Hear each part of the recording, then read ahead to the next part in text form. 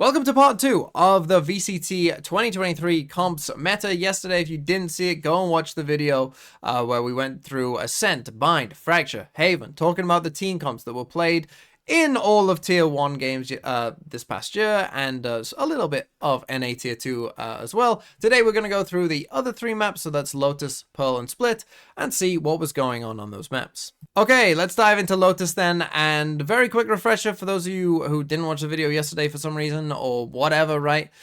PR, pick rate. How often did the comp get picked? NMW-L, non-mirror win to loss. Someone in the comments will explain non-mirror if you don't understand. Go and watch yesterday's video. That would be my tip. So yeah, let's talk about Lotus then. And Lotus did have some different directions to it. These 3 comps here are going to make it seem like, you know, people were on a similar sort of wavelength. But actually, there was obviously Lotus was the new map coming at the start of the year, so there was a lot of experimentation early on. But then we did somewhat settle into this kind of thing, right? This was the most picked comp here with the Omen Raze, Sky, Viper, Killjoy. And, you know, that most picked comp was only, you know, a 10%, which is pretty good, right? That's pretty good for the most picked comp to be that. Obviously, with it being the new map, you might expect that. Overall, the win rate for this comp wasn't great. There was variations on this comp, be it playing a Jet, being it playing a Neon, which had mixed success, right? The Neon one did pretty well, the Jet and the Raze ones not as well. We then saw, you know, Fnatic obviously came out with this comp that they stuck with for the entire year. And, you know, obviously it was Fnatic and they destroyed most people on this map. They only lost to Loud in actually, funnily enough, I'm pretty sure the first and last game that they played on this map. You know, and otherwise with this comp, absolutely destroyed. And in general, Astra destroyed Omen on this map. A big part of it was Fnatic, but there were some other teams like EG as well who went to the Astra instead of the Omen. Even though they didn't play the exact Fnatic comp, they played it with a Sky instead of a Fade. But we saw Demon 1 on Astra also, you know, do a lot of work. And we'll talk about that a bit when we get to the agents for this map. But yes, the Fnatic comp here, you know, did obviously very well. And then the main other approach that we saw was these breach comps, what I'll call like Haven-esque comps, right? Where we've got the Omen and a Raze again, but now we're playing double initiators over breach with a Killjoy. We saw teams like Team Secret kind of stick with this kind of comp throughout. This exact comp didn't do too bad, as you can see, it's 5 and 4. But many of the breach comps did not work out very well. It definitely seems like Viper Killjoy was the way to go. Those were the more successful comps overall. And yeah, a lot of the other kind of things that we saw didn't really work nearly as well as, you know, kind of Fnatic's ideas, or, you know, more close to what ended up being the meta. And if we take a look at the different versions of this comp, the way that I've separated it is into different duelist sections, because that's how really it was broken down. Normally you'd be seeing Omen, one of those 3 duelists you can see on your screen there, and then one of Sky or Fade and Viper Killjoy. That's what a lot of the meta was.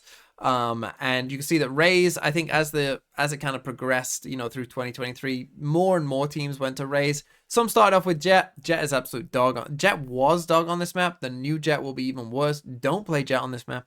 I beg you. Neon actually did pretty well. Overall, we saw teams like C9 find success with Neon, particularly early on. So I think Neon is still a perfectly viable pick if you want to go that. But a lot of teams did just go for the Raze. As you can see, the Breach comp still did find, you know, quite a, you know, substantial section of the meta going in that direction. I think a lot of people early on thought, you know, the Breach looked pretty good on the map. Including myself, but it just ended up not quite being the case, with Viper Killjoy just being a bit better. And then obviously there was a lot of other stuff going on as well, particularly early on in the year, right? Towards the end of the year, it was pretty set, the Lotus meta, but obviously when the map was first coming out, there was a lot of crazy ideas going on. Okay, moving on to Pearl, and for this one, we're going to do like we did for Fracture yesterday, where it's not in the map pool anymore, so we're not going to spend as much time on this one. And also it is Pearl, and so Pearl is pretty boring, right? And as you can see, the Swamp comp, you know, the Loud comp, whatever you want to call it, Harbor Viper was the dominant choice for a lot of teams, right? For most of the year on Pearl, obviously Pearl did get some changes kind of midway through the year, but, you know, for most of the VCT season, we were on the old Pearl, the Burl, you know, just a go B every round with Harbor Viper. No one can see anything, the spamming, snooze, right? Very boring. It might delight some of you to know that the comp didn't do that well. Now, a lot of that was early on. in the VCT year, like after Loud played this comp on Pearl and DRX as well, you know, a lot of teams and a lot of the different regions started picking up this comp, and they were so bad at it. I mean, there was true, like none of them had played Harbor before, and it looked like it. Looked like they had no idea what they were doing whatsoever. So this comp got off to a very rough start in terms of its win rate. It did pick up a bit towards the end. And I think, you know, the comp is a perfectly fine comp to play on the map. It was just early on, teams were playing a comp that they had no idea what they were doing. And then in terms of some other options for you, you know, we got kind of what I've called old meta Sova. This is, you know, was a comp that you kind of saw like when Pearl very first came out, right? This was the kind of thing that you might have seen on it. And it kind of made a bit of a comeback, particularly when Pearl changed. And it did fine. And then I've also got Paper Rex's, you know, Paper Rex Jing Sad Face, the Jing Phoenix approach, which obviously Paper Rex stomped a lot of people with. I'm honestly surprised we didn't see more teams try it, because I really do think that Phoenix was actually pretty decent, you know, on this map. Like the ultos were kind of free a lot of the time. If you wanted to go and get them, you could easily get 3, 4, 5 ults in a half for a Phoenix, particularly on attack side. Like, I thought the Phoenix was actually pretty good. I thought the wall's pretty good for B. The Phoenix flashes are just kind of good, right? In a pro game, you know, they're kind of the only flashes that pros don't regularly turn. So I'm surprised we didn't see more teams try the Phoenix, because I do actually think, you know, it wasn't actually that bad. And it wasn't just that, oh, Paper X are much better than their opponents. I actually think that the Phoenix did give them, you know, quite a bit of value, whether it was Paper X or not. But now let's come to Split. And actually, I'm a bit sad about Split, because 2023 was the first time that I think one meta comp actually, you know, fought its way to the top. Throughout the years on Split, it's actually been very up in the air in terms of, you know, what actually is the meta on this map. But this year we saw with the double duelist Astra Viper Sky, that is a way that a lot of teams, particularly in the Americas, approach this map, right? It was very, very concentrated on, you know, this comp, and it had a high pick rate because of that, right? And again, as meta comps go, this one did perfectly well, right? Again, 24 and 21, and for a comp that, you know, a lot of teams will have seen a lot of throughout the entire year, you know, this comp did pretty well, and it did pretty well at the top levels of the game as well. So yeah, this was just a solid comp. There really isn't much to say. Now, going forward, obviously, with the Jet nerfs, I think, you know, the Split meta now, with those nerfs, maybe be a bit different, right? Maybe teams think that, oh, there's probably maybe a better option than a Jet. You know, maybe that's the case. I don't know. Maybe teams still would be picking the Jet. I could honestly see them going in a different direction, though. Some other comps that, and again, obviously no other comp kind of came close to this in terms of pick rate.